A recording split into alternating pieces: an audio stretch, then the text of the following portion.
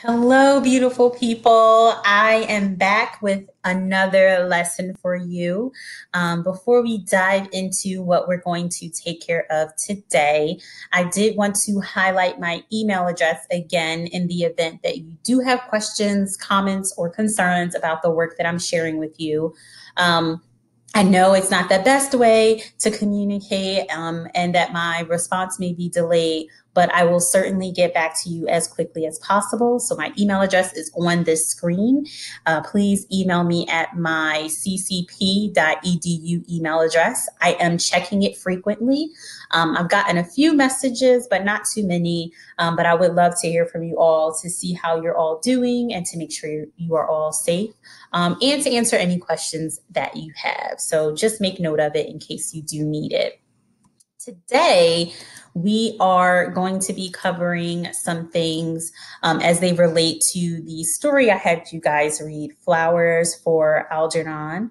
It is a very sad story, but one that I really do appreciate reading because it makes me consider how I treat people and how I would like them to treat me, even when I'm angry or upset.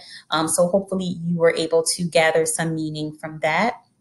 Today, we are going to be talking about three symbols or tropes that I found in the story, and we're going to talk about how we articulate their significance. In order to articulate their significance, you really need to learn a strategy for interpreting a text. So I am going to be guiding you guys into thinking through the text as you would if you were going to interpret it. And when I say interpret, I mean reading between the lines, because there's always some element of subtext there. Before you continue on in this lesson, before you continue listening, I highly recommend that you first finish reading the story. Otherwise, one, I'll definitely be giving away some spoilers here to some extent. And two, you might find it confusing, or you may not understand all of the things that I'm talking about if you haven't finished reading it.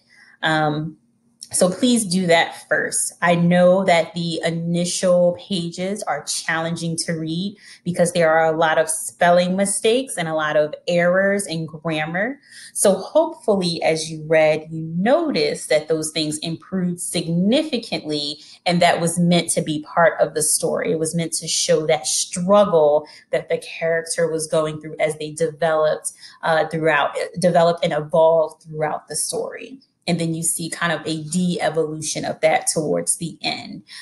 So finish the story if you haven't. It is a really good story. Sad, but a very good story. And I hope that you did enjoy it.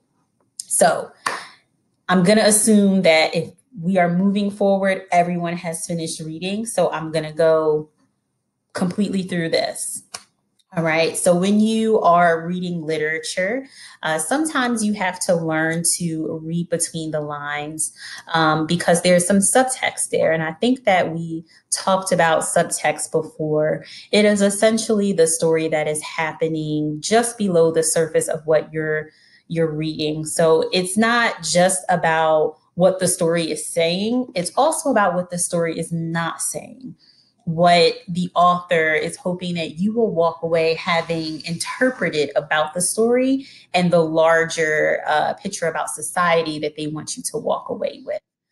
So again, sometimes you have to kind of read between the lines. It's not what they say. Sometimes it's how they say it, who they're saying it to, why they're saying it.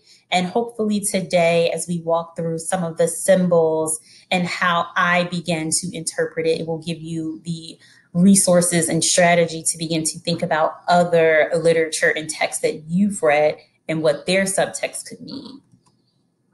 So again, I think I've asked this question a few times in a few different videos. Why the heck do we even have subtext? Why can't the author just tell us what they're trying to tell us? And my answer to that is authors do a lot of work describing things to us, trying to make us feel things, setting the scene, setting up characters. And it is very challenging to create a picture in a person's head about what one is trying to articulate. So to do that with the subtext as well would just be one, added work for the author, but even more importantly, it wouldn't be as fun as readers because we wouldn't be able to use our imaginations the way that we like, or be able to read a story and walk away with something different the way that we normally do. So having subtext usually is, it's not always intentional, but it's not always unintentional either. Sometimes it's there on purpose, sometimes it's there by accident. But regardless of why it's there or if it was purposeful, it does add an extra layer of interest because it gives the reader something to kind of think about and mull over based on their own experiences without the author kind of telling us how we should think, how we should feel about what it is he or she is writing. And also, subtext definitely tries to communicate a broader message about society.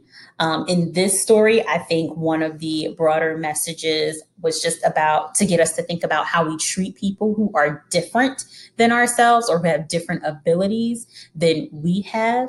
And also, I think it speaks to the desire that we all have to want to feel normal or included, whatever normal means.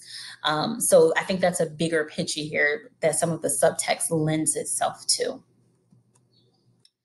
So when you are reading, I want to make a distinction here. So we know what annotation is, and we know what the word interpret means, I'm sure. But just to go over here so we're all starting on the same page. And the word interpret is a verb. It means that you have to understand an action or a way of behaving as having meaning or significance. So the things that characters do or say or don't say, you're assigning meaning to it based on your own experiences. Excuse me, and we'll talk about that in a second. When interpretation happens, it's the act of explaining the significance or the meaning of the thing that you're interpreting. So that's just to kind of put us all on the same page. But some things that could influence how we interpret something and our interpretation of it include our age. It includes our gender, maybe our race, our religion, our personal histories or experiences. It could include our education. All of those things we're bringing to the table when we start to interpret a story, because it's us explaining meaning through our own values. We're not taking anyone else's values. We're kind of funneling that information through ourselves before we explain it to someone else. This is really important because when you start to interpret a story, not everyone is going to have the same interpretation. And that's because they're all bringing different experiences, different lived experiences to the table. So what I might interpret as have something having meaning, you may not, because you don't find that to be as significant or to be telling the same type of broader message about society. And that's okay. I think this is the fun part of literature, where you start to interpret symbols and tropes and get into that subtext to figure out what the author is trying to say. Now, the hard question is, how do you begin to interpret literature? The easy way, or the way that I found to be most easy for me, is that in order to be able to interpret a text or provide an interpretation of a text, you first have to be a critical reader and a critical thinker. Excuse me. And what I mean by that is that you are reading and annotating, and you're always asking why. Why is this important? What meaning does this have? Is it significant or not? You're noticing symbols or symbolism in the text. So things that are repeated over and over or described in great detail. You're making connections about why that might be. You're noticing the subtext, or at least beginning to formulate your own thoughts about what the subtext of the story is, i.e. you're reading between the lines. You're not just taking the story for face value. And then you're using all the information you've gathered from that story and your own lived experiences to begin to interpret the meaning and and think about what the significance of those particular things in the text are. So you have to do a lot of small things, but the bigger picture here is that you're collecting all of that in order to say, this is what I think the story means. This is what I think this element in the story means, and here's why. And you always have to be able to go back to your text at the very least to point out that some inkling of evidence exists there. You can't just make it up off the top of your head. It definitely has to be grounded in what is present in the story to some extent. All right, so I gave you the warning at the beginning of the lesson. I'm going to give it here smack dab in the middle. If you have not finished reading Flowers for Algernon, please stop the video right now. Finish reading the story. It will be worth it, I promise. And then you can pick back up on this lesson, and then everything that I share here after will make a lot more sense. So I'm going to move forward with the assumption that everyone has finished reading and they have understood what was happening in the story. And if not, you are always welcome to drop me an email and say, hey, Teacher Latoyia, I did not understand this story at all. I have no idea what's going on. Could you help me? And I will be glad to help you as much as I can. All right, so we're going to keep moving. Okay. The first thing in the story, Flowers for Algernon, that I want us to focus on are these good luck charms that Charlie carries around. So he talks about keeping a rabbit foot, a penny, a lucky penny, and a horseshoe. All of those things kind of center around being very superstitious. And what I've found is that kids or folks that are really young tend to be pretty superstitious. They tend to have childlike beliefs about if you do certain things, certain other things will happen. One phrase that comes to mind, I don't know if kids still use this, but if you step on a crack, you're going to break your mama's back, right? I don't know if you've heard any kids say that, but it's always this thing. Or if like you eat an apple seed, there's going to be an apple tree that grows in your belly. Logically, we know that won't happen because we're older, but for younger kids, they don't really quite understand. And so at the beginning of the story, these good luck charms that Charlie carries really represent or kind of demonstrate that Charlie has this childlike innocence, that he's really naive and that he doesn't truly understand the world and what's going on. That changes throughout the story, as you saw. So he doesn't remain the same way. The first symbol that I want us to talk about is the maze. So it's that thing that the mouse Algernon has to travel through in order to get his food. And we know that Charlie also has to figure out the solution to the maze, and he's kind of racing against the mouse. And the solution to the maze changes, and it changes often. So every time they race, it changes. And this could be meant to highlight something else. So the maze could be meant to highlight something else that we're supposed to walk away with as readers. So as I mentioned, Charlie at the beginning is very childlike. He is very naive. He carries around those like lucky pennies and the lucky horseshoe and the rabbit's foot. And when he first starts to do the mazes against the mouse, he finds it very difficult. Now, this is a combination because he believes he's not very smart just yet. But in any case, he finds finding the solution to the maze to be challenging. However, as he becomes smarter, and in becoming smarter becomes more mature in a sense, it becomes easier for him to solve the maze. And as I was reading, and every time I read this story, I always think that the maze is supposed to represent life, right? Everyone has a different path, which kind of speaks to the way the maze changes, right?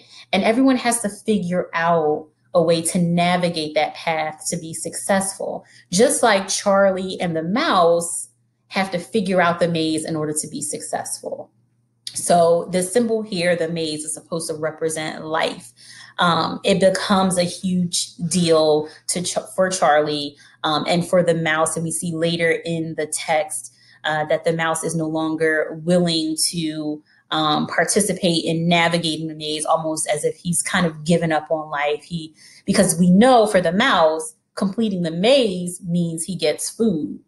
So if he doesn't, it means that he's going to starve. And if you don't eat, there's really a slim chance that you'll live. So in the story, the mouse is kind of like, I've given up. This is it for me. The next symbol that I'd like to talk about is this concept of duality. And duality is just a really fancy way of saying two-ness, or pairs.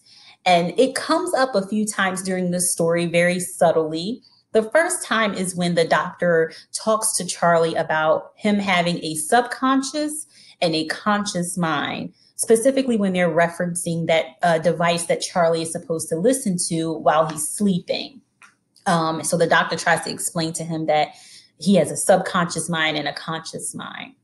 In the story, we also see that the idea of being smart or intelligent versus being dumb is presented often. Charlie talks about wanting to be smart. He talks about how smart others are before his operation. And then after the operation, he really wants badly to be smart. When he finally does have the results, he kind of thinks about how silly he was to believe that others were so smart, when now that he realizes they may not be as intelligent as he thought they were. Charlie also talks about seeing another side to people. So before his operation, he didn't know that some people were perhaps making fun of him. He didn't know that some people maybe were not as smart as he thought. And even when he talks about himself, he talks about how he remembers how he was before his operation. So those things, that duality, I feel, if we're reading between the lines, makes us think about the conflict that Charlie is having within himself once he realizes that the operation has worked. And then not only that, but the challenges that we as human beings have within ourselves too, about how we operate in the world. So there are two sides to us as well. We do want badly to feel like we fit in. But there's this sense of, if we fit in, maybe sometimes we're doing the wrong thing, and we feel bad. Or if we choose not to do the wrong thing, then we feel like we're being excluded. So those conflicting sides to people is something that I wanted to highlight. This symbol I thought was really interesting, and I had to read it a few times and then do a little bit of digging for myself to kind of make the connection. But the symbol is knowledge, or specifically the tree of knowledge. There's one character, Fanny. She has a line in the story where it talks about how Eve acquired knowledge. And specifically, she says, quote, "It was evil when Eve listened to the snake and ate from the tree of knowledge. It was evil when she saw that she was naked." And that was on page 297, I believe. Now, when we compare that to Charlie's progress reports, so every so often he writes what's going on in his world. He updates us. We get to see how his spelling improves, how his grammar improves. And on this one particular page, he talks about how he went out dancing with this, he was invited out dancing, and he was dancing with a woman, but he kept falling down because someone's foot was out. And then he says, quote, "Everyone was looking at me and laughing, and I felt naked. It's a funny thing. I never knew that Joe and Frank and the others like to have me around all the time to make fun of me." So in this moment, Charlie is realizing that the people he thought were his friends were actually making fun of him. And he has this realization, and it's almost like he has this aha moment, like the knowledge comes to him of what's actually going on. And he feels really exposed, and he feels really ashamed because he thought that these people were really his friends and they weren't. So the knowledge of knowing that they actually weren't was really a letdown. And it speaks to what Fanny was saying about the tree of knowledge. Once you kind of know something, it's hard to take it back. You kind of have to deal with it a little bit. So I just thought that was a really interesting symbol. It was subtle. It didn't come up often, but the idea of knowledge did kind of weave throughout the entire story. The want of knowledge, but once he has it, he's not so certain that it is a positive thing, because he does say he feels really lonely.